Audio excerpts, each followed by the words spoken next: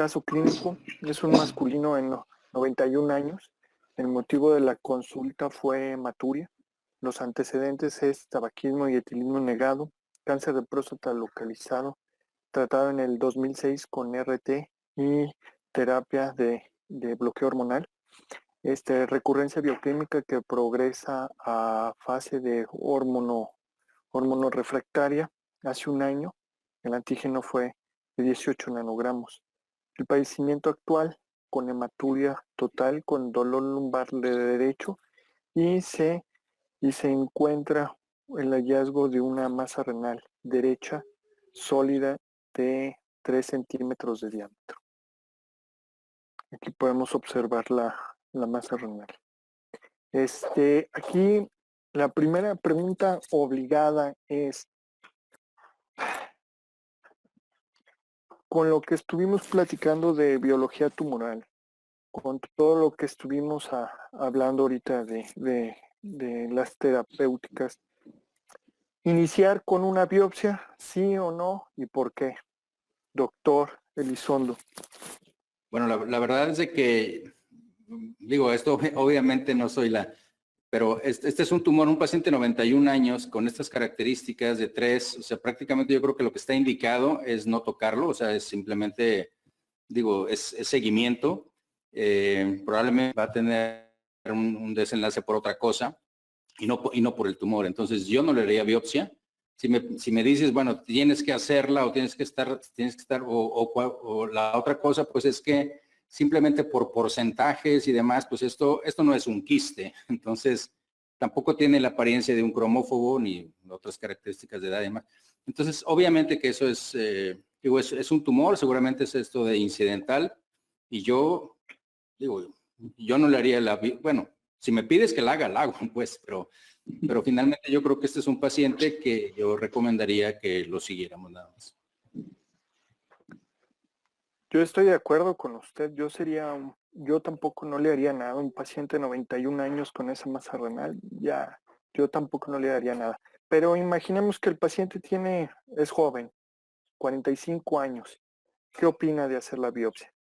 Bueno, entonces en ese caso, la situación ahorita, te digo, muy probablemente va a ser positiva. Si me lo dices, yo lo haría como en muchas ocasiones, por cuestiones del seguro y pues otras cosas que sabemos que necesita el paciente, y aparte la certeza, pues le haría la biopsia. Básicamente, incluso lo puedo hacer con la intención de tratar, es decir, durante el procedimiento, sí, se le hace la biopsia, lo mandas, lo ven rápido, una transope y te dicen SA y proseguimos con la crio, o sea, durante el mismo procedimiento.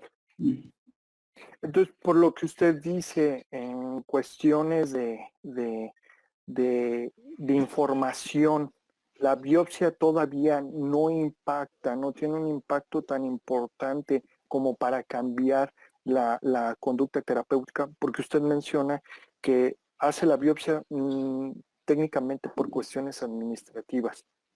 Bueno, la verdad es que eso es algo que está en la literatura, está bien discutido, al menos en el área que yo sigo, la parte radiológica. Hay varios estudios en donde han hecho esto y básicamente digo, con una imagen como esta, si tú me dices, oye, es una lesión quística o es una lesión atípica y demás, bueno, le podemos hacer, sí, pero entonces le vamos a hacer la crio, tomo biopsia y le hacemos la crio. O sea, digo, si es que me la mandarás para crio, es una lesión muy pequeña, es una lesión que voy a usar una sonda, que muy periférica, probablemente no vaya a tener complicaciones y te digo, lo puedes hacer en eso. Si por otras razones, que también son administrativas, si para el paciente y demás dice, no, es que necesito el diagnóstico pues entonces se le hace antes. Pero acuérdate que en esos casos también, pues tenemos la posibilidad, aunque es remota, pero ustedes la conocen muy bien, de lo que es la siembra en el tracto donde hacemos la biopsia y demás, ¿no? O sea, que obviamente existe. Pero sí, básicamente así es. Ok, muy bien. Tárraga, su opinión al respecto de tratar o no tratar a este paciente bajo este escenario clínico, y si fuera un paciente más joven, la necesidad de biopsia y cómo impactaría en sus decisiones clínicas? Bueno, definitivamente estoy de acuerdo con los dos. El paciente por edad simplemente y el tamaño de la masa de 3 centímetros, la probabilidad de que ese paciente su sobrevida cambie por esta masa es prácticamente, yo diría, casi nula. Sin embargo, es un paciente que yo debo inferir que está demasiado inquieto porque viene de un fracaso de un tratamiento oncológico previo, y todos hemos tenido ese tipo de pacientes que ya tuvieron un cáncer y que está apareciendo un segundo primario, y son pacientes, ellos y toda su familia, considerablemente más ansiosos y preocupados que dejar de hacer algo pueda significar modificar la sobrevida del mismo. Es decir, el escenario, creo que de un segundo primario es un poco más complejo de manejar en la toma de decisiones. Pero sin duda, si este paciente se va a manejar, creo que el manejo sin duda debe ser ablación. Y como lo menciona el doctor Elizondo, pues la crioablación. Sobre la biopsia previa, por supuesto, durante la crioablación se puede hacer con un coaxial la toma de biopsia para evidenciar qué es lo que estamos tratando. Aunque las guías, específicamente las guías de la Asociación Europea de Urología actualizadas 2019, nos avalan la toma de biopsia previa a tratamientos ablativos. Es decir, esto es parte de lo que están cambiando un poco el manejo, que antes los urólogos pensábamos que biopsiar una masa renal podría hacer complicar al paciente con un sangrado. Sin duda nos ha demostrado el doctor Elizondo que se puede llegar a cualquier rincón del retroperitoneo de forma segura trabajando con un radiólogo experto. Y en el paciente más joven, sin duda, creo que toma de biopsia previa sí, y quizás si es muy joven, pues definitivamente el seguimiento, la vigilancia activa no, tratamientos ablativos o nefrectomía parcial. Gracias. Yo en lo personal considero que evidentemente el problema con la biopsia es que desafortunadamente todavía no está hecha toda la estructura para emplear toda la información de biología tumoral que tenemos. Desafortunadamente, eso yo creo que en muchos lados en el mundo. Desafortunadamente, alguna vez leí un artículo que decía que solo el 5% de toda la información científica relacionada a biología se emplea en la toma, tiene alguna utilidad práctica. Yo en lo personal creo que debemos de biopsiar más, pero obviamente debemos de utilizar la biopsia. La biopsia se debe de utilizar para mejorar la toma de decisiones clínicas. Sin embargo, sí está muy limitado el empleo de la biopsia mientras no podamos recabar esa información. Esa es una labor muy grande que tienen que hacer, yo creo, todos los patólogos para poder ofrecer este tipo de información. Y obviamente ¿cómo se dice? La colaboración patólogo-quirúrgico o médico tratante, ¿sí? Debe ser muy estrecha, sobre todo para el desarrollo de este tipo de protocolos. Doctor Omar, ¿qué opina? ¿Qué opina al respecto de que el médico haga lo que el paciente quiera y no tome una actitud paternalista de tratar de convencerlo o de cambiar su decisión de otro tipo de tratamiento? ¿Usted qué opina al respecto de cómo manejar esta situación que el doctor Lizárraga menciona, de que son pacientes muy ansiosos, pero Sí, pues bueno. Sí, precisamente son pacientes que ya vienen desgraciadamente ya con un antecedente, ya tiene un transcurso de una enfermedad que desgraciadamente es metastásica y ahora resulta un segundo primario. Es difícil la situación, sobre todo la cuestión familiar. Aquí el adulto mayor, sobre todo él, 91 años, no tienes que lidiar casi con el paciente, porque el paciente que vuelve a ser niño y con quien tienes que tomar la decisión prácticamente es con los familiares, que es lo que dificulta mucho a veces la decisión, uno como médico, de qué poder ofrecerle. Pero también, en mi opinión personal, yo creo que Siempre hay que hablar con la verdad, siempre hay que decirle, ¿sabe qué? Este es lo mejor para este paciente por cuestiones de edad, si fuera el familiar, etcétera. Y no tratar de guiarnos tanto por la cuestión administrativa ni la emocional. Porque simplemente, pues bueno, al final de cuentas, al final del día, el pronóstico del paciente es lo que va a hablar por ti y lo que va a hablar, pues obviamente por la salud del paciente. Algo bien importante también que quisiera mencionar es que, algo que mencionaste ahorita, que este tipo, desgraciadamente este tipo de, o afortunadamente, este tipo de casos, el abordaje ya de hace años, pues antes existía mucho el ego profesional en cuanto a nosotros los quirúrgicos de decir yo lo hago solo. Hemos visto que, por ejemplo, como este webinar es algo multidisciplinario, que siempre debes de llevarlo a cabo, así es un tumor tan pequeño como este, pues obviamente tienes que abordarlo desde diferentes puntos de vista, desde el imagenólogo, el patólogo, y se ha visto con la práctica que entre mayor conjunción hacemos de este abordaje multidisciplinario, yo creo que el pronóstico del paciente va a ser mejor para él. Y pues obviamente pues quitamos ese ego que siempre tenemos, siempre que es muy característico de nosotros los quirúrgicos, ¿no? De trabajar siempre con alguien más. Bueno, pues sí, yo creo que la medicina actual que no está hecha en equipo está mal hecha.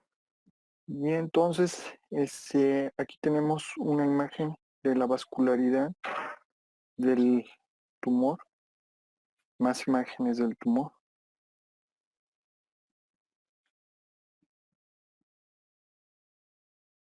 Aquí tenemos más imágenes. Ah, ok. Entonces, este tumor se trató con crioterapia. Aquí estamos viendo la sonda y el tratamiento. Entonces, doctor Elizondo, entonces, siempre usted en su protocolo, siempre entra el paciente al tomógrafo, toma biopsia y después hace el tratamiento. Bueno, si me preguntas siempre no, porque te digo, muchas ocasiones yo ya tengo la biopsia, que en algunas ocasiones la hice yo, en otras ocasiones ya me lo mandan así como referencia. Pero si necesitan la biopsia, sí la tomamos ahí, hacemos con el patólogo, siempre digo, tomamos muchas biopsias aquí en el hospital o en la parte privada, y yo siempre que tomo una biopsia, siempre está el patólogo. Eso es, es una cosa para que tenga una revisión rápida, que me diga que hay muestra suficiente. Eso es lo mismo sucede en pulmón, cada vez que pides ahora más marcadores y más cosas, pues necesitas un material que esté seguro de antemano que va a ser suficiente para que ellos hagan su diagnóstico. Y bueno, pues el abordaje sí está perfecto, o sea, este que está aquí. ¿Qué opina del abordaje laparoscópico? ¿Es mucho? ¿O ahora sí es dependiendo de lo que haya en tu lugar de trabajo? Si aprendiste a hacerlo laparoscópico, pues hazlo laparoscópico. ¿Qué opina usted al respecto de que en este paciente se hubiera hecho tratar esa lesión con un abordaje laparoscópico? Sería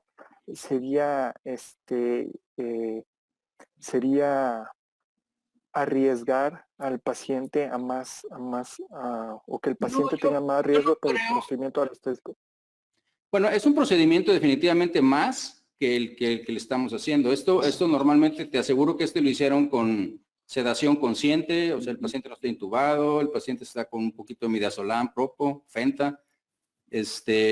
Lo haces, te tardas media hora, bueno, en el procedimiento en sí, 10 minutos de congelación, te esperas 8 minutos, congelas otra vez otros 10 minutos y listo, ves si hay sangrado, si no, puedes, en fin, o sea, creo que desde el punto de vista de la logística, pues si me preguntas a mí, digo, yo he entrado en algunas laparoscópicas, no de riñón, he entrado más en hígado para otro tipo de cosas y protocolos, pero en te digo, si el urólogo dice, ¿sabes qué? Yo lo quiero hacer, adelante. La gran ventaja, como están viendo aquí y como también vieron en la cirugía que presentó padrísima Juan Francisco, pues si tú estás laparoscópicamente, tú puedes ver, en este caso, pues probablemente podrías ver el tumor, aunque no estaba protruyendo, estaba justamente en el límite, ¿sí? ¿Qué tanto lo vas a meter? Si es estar seguro de que estás en el centro, porque esto, como están viendo, la bola es perfectamente oval. Entonces, si estás, o sea, movido un poco en el centro, pues entonces vas a dejar margen del tumor. Y aquí lo estás viendo perfectamente, ¿sí? Entonces creo que pues no sería necesario, ¿sí? En este caso en particular. Entonces usted estaría diciendo que obviamente un abordaje laparoscópico incluiría la utilidad del ultrasonido intracavitario. Usted estaría diciendo que que no habría limitante por ese tipo de técnica. ¿Es alguna limitante el hecho de no Bueno, tener un tomógrafo y utilizar el ultrasonido, no estar empleando bien la técnica? no, sí, la cuestión es, tienes que estar muy seguro en el ultrasonido de que estás en el centro del tumor. Y eso te lo digo para cualquier otra vez, porque una vez que empiezas a formar la bola de hielo ya no ves nada. ¿Sí? O sea, en ese momento ya te empieza a dar sombra acústica como un lito, ¿no? O sea, te empieza a dar sombra y ya no viste dónde está. Entonces, yo por eso te decía, típicamente lo que hago, como lo vieron ahí, es lo veo por ultrasonido, pongo la sonda ahí, justo en el centro, compruebo en el sagital, en el axial, en oblicuos que estoy donde quiero estar, ¿ok? Acuérdense, vean, por ejemplo, aquí, no puedo yo señalar, pero vean la distancia que hay de la punta, ¿sí? A donde se forma el hielo. Te fijas ahí, son unos milímetros, y ahí, de ahí donde se forma el hielo, esa distancia, esa no congela, ¿ok? Ahí no hay congelación. Entonces, ahí es hasta donde tienes que llegar, justamente, cuando lo estás viendo con el ultrasonido, pones esto justamente hasta, o sea, pasas toda la bola, ¿sí? Y la pones hasta el límite, porque sabes que ahí es donde tienes que llegar, ¿ok? De ahí para acá sí se va a congelar. Y eso es lo que ahí, por ejemplo, ves cómo está en el centro la aguja y cómo en el axial, en el otro que tienes acá, cómo se ve perfectamente la bola, ¿ok? Entonces, una vez que ya estés seguro que estás ahí, el equipo lo que te permite es, tú le dices al técnico que te está ayudando, congélame o fíjamelo, porque tiene una parte ahí de fijar, ¿ok? Y es muy semejante, como yo les digo, a cuando, por ejemplo, pones una cuchara en el congelador y si te la pones en la boca, pues, o sea, se te queda pegada ahí, se fija. ¿Ok? Entonces, esa es la gran ventaja, que ya lo tienes, lo localizaste, lo fijas y ahora sí, vamos adentro con el paciente en el tomógrafo y estás viendo eso. Y quedas, o sea, como te digo, claro, yo tengo el gran sesgo, pues obviamente de que soy radiólogo y que yo me guío por las imágenes, pero si tú dices, en la laparoscopía, yo estoy viendo muy bien con mi ultrasonido, ¿sí? ¿Dónde estoy metiendo y dónde estoy llegando? Perfecto. O sea, una vez que lo fijas, entonces congela, descongela y todo durante la laparoscopía. No creo que haya diferencia. ¿Qué opina del abordaje percutáneo laparoscópico, doctor Lizarra? No sé, ¿usted ha metido cirugías con abordaje laparoscópico y terapia ablativa o ha preferido siempre enviarlas a abordaje percutáneo? No, la realidad es que tiene toda la razón el doctor Elizondo. Y si hemos realizado abordajes laparoscópicos, algún amigo cirujano oncólogo que me ha invitado a participar en sus casos y tomó la decisión de hacerlo laparoscópico porque había estructuras vitales cercanas. Entonces, el radiólogo con el que se estaba trabajando comentó que era difícil el acceso y, bueno, lo hicimos por abordaje laparoscópico, pero si tienes la duda de si estás pasando la aguja más allá, o sea, tienes que estar guiándote con ultrasonido endoscópico, por supuesto, pero te queda la duda de si lo que estás haciendo, la bolita de hielo, realmente está involucrando todo, o te estás pasando un poquito al colector, o te estás quedando corto. Entonces, yo no tengo duda de la superioridad en todos los aspectos de hacerlo con abordaje percutáneo. Menos riesgo. Por ejemplo, este paciente estoy seguro que el grupo que decidió tratarlo, que no, seguramente pensar en no hacerlo con sedación y con abordaje percutáneo hubiera sido preferible no tratarlo. Creo que el abordaje de mínima invasión aquí es perfectamente válido. Muy bien.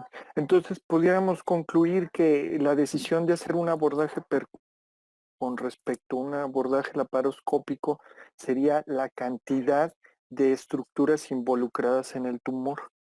Pero bueno, también el doctor Elizondo ya nos enseñó que no importa que esté un ganglio en medio de la cava y la otra, todo se puede ceder. No hay estructuras.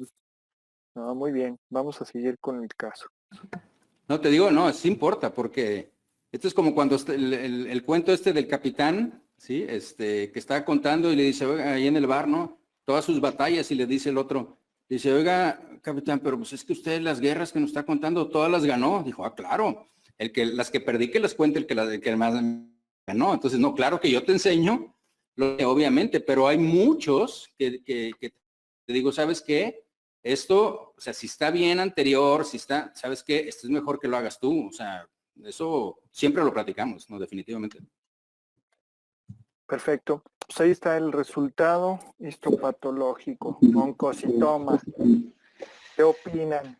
¿Necesidad de hacer una biopsia antes, sí o no? ¿Cambiamos opinión? Doctor Elizondo, su opinión ahora con el resultado Pues, histopatológico. ahora la cuestión es, dices tú, yo creo que nos quedamos igual, ¿no? O sea, ¿lo quieres tratar?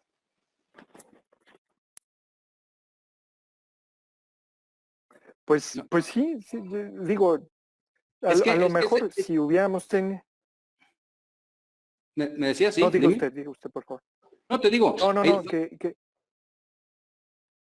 son de las cosas que hay que ver si lo que vamos a hacer cambia el outcome o no, ¿sí? Y o sea, si la biopsia dices tú, bueno, si me sale una cosa o me sale la otra, bueno, en este caso, por ejemplo, pues sabíamos que no era un quiste, ¿sí? Sí es sorpresa que sea un oncocitoma. La pregunta ahora es, ¿vas a tratar? Con la situación que nos platicaba ahorita Juan Francisco, que ya tuvo otro primario, que ya tiene, o sea, le vas a decir, bueno, sí es un tumor, pero ahí se lo dejo. Yo en lo personal intentaría convencer a los familiares. Yo hubiera hecho biopsia, ¿sí? Sobre todo porque como vimos en la parte de mi presentación, no es tan despreciable que haya un 40% en masas renales pequeñas, una probabilidad de un 40% que la masa fuese a ser un tumor benigno, ¿no? Yo en lo personal, Lucir lo hubiera biopsiado y si hubiera tratado de a lo mejor decirle a los familiares de que lo mejor era dejarlo. Pero bueno, también pues sí, mucho depende de la decisión de los pacientes. Doctor Lizárraga, su opinión ahora con el resultado.